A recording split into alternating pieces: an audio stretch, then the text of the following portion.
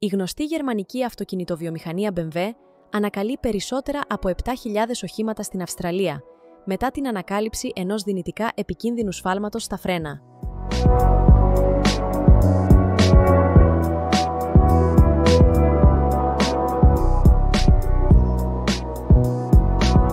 Σύμφωνα με την ανακοίνωση, τα αυτοκίνητα που πωλήθηκαν τα τελευταία 2 χρόνια μπορεί να θεωρούνται επικίνδυνα λόγω ενός κατασκευαστικού ελαττώματος που προκαλεί παρεμβολές σήματος στο ηλεκτρονικό σύστημα πέδησης. Παρόλο που οι οδηγοί μπορούν να ελέγξουν το όχημα και να ανακόψουν την ταχύτητά του, μπορεί να απαιτείται μεγαλύτερη δύναμη για το φρενάρισμα.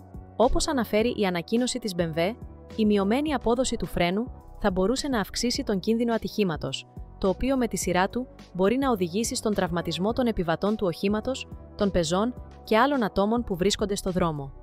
Οι οδηγοί που επηρεάζονται θα δουν ένα προειδοποιητικό μήνυμα στην κεντρική οθόνη και θα πρέπει να ακολουθήσουν τις οδηγίες. Η ειδοποίηση ανέφερε ότι οι οδηγοί θα λάβουν και μια ειδοποίηση από το προειδοποιητικό φως πέδησης. Περισσότερα από 7.100 οχήματα που πωλήθηκαν μεταξύ 2022 και 2023 επηρεάζονται από την ανάκληση. Όταν είναι διαθέσιμα τα απαραίτητα ανταλλακτικά, οι ιδιοκτήτες θα πρέπει να μεταφέρουν το όχημά τους σε αντιπροσωπεία BMW για την αντικατάσταση των ελαττωματικών εξαρτημάτων και την επανεγκατάσταση του συστήματος φρένων, με σκοπό την ασφάλεια των οδηγών. Η BMW αντιμετωπίζει αυτήν την ανάκληση με σοβαρότητα και επαγγελματισμό. Η εταιρεία έχει ήδη ξεκινήσει την επικοινωνία με τους κατόχους των επηρεαζόμενων οχημάτων, ενημερώνοντάς τους για το πρόβλημα.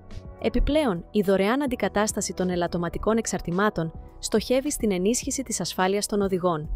Επιπλέον, η BMW διεξάγει μια εσωτερική έρευνα για να κατανοήσει πώς και γιατί συνέβη αυτό το σφάλμα.